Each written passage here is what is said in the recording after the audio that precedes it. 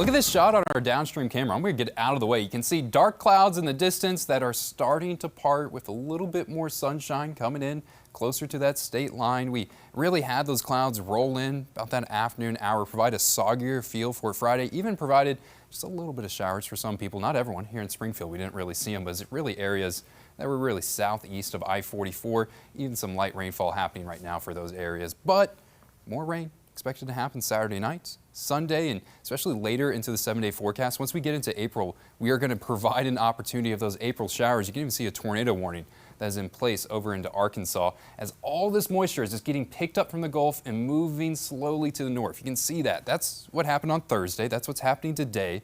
Same setup for Saturday and Sunday. And once you get into the springtime and you have a wet atmosphere, all it takes is just a little bit of push or a little bit of a shove, and you can mix that into a very unstable atmosphere that can very quickly fire up some thunderstorms, and that's what we got to watch out for. Not one, but 2 rounds of thunderstorms arriving this weekend. Here's the first wave that's going to be taking place Saturday night. Expecting it to really occur past that midnight hours. We're going to see a line of thunderstorms that fire up over in Kansas, and it's going to move closer into our area and provide a chance for thunderstorms for really people to the west and to the northwest for Saturday night, and then the atmosphere is going to calm down. It's going to get some time to recover before it initiates more storms on Sunday. And this threat is going to be further off into this east. And this is the threat I'm more concerned about, where we can see some tornadoes firing up. The Storm Prediction Center has issued an enhanced risk of 3 out of 5.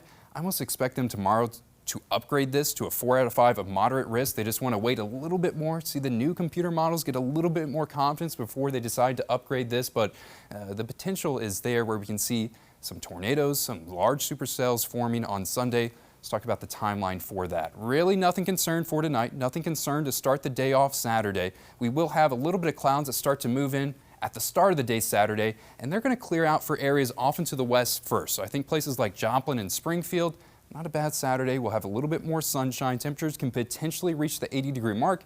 The cloud cover is going to stick around just a little bit longer for places that are further off into the east, really along Highway 63. And you'll also have a slight chance of a shower or sprinkle, kind of like what we're seeing for today, to occur in that area. Here's the cold front that's going to come in. This is that first round of thunderstorms. It's going to kind of line up over in Kansas, spill in closer to our area once we get past that midnight hour. I got this paused at 4 a.m. You can see all these thunderstorms clumping together. I think the main threat with this wave is going to be large hail with a slight chance of a tornado that moves out Sunday morning. The atmosphere starts to recover. And once we get into Sunday afternoon, we're going to see some supercells that develop for really areas in south central Missouri and northern central Arkansas. And that's where I'm focused on the second wave. Here's the threats for what I think.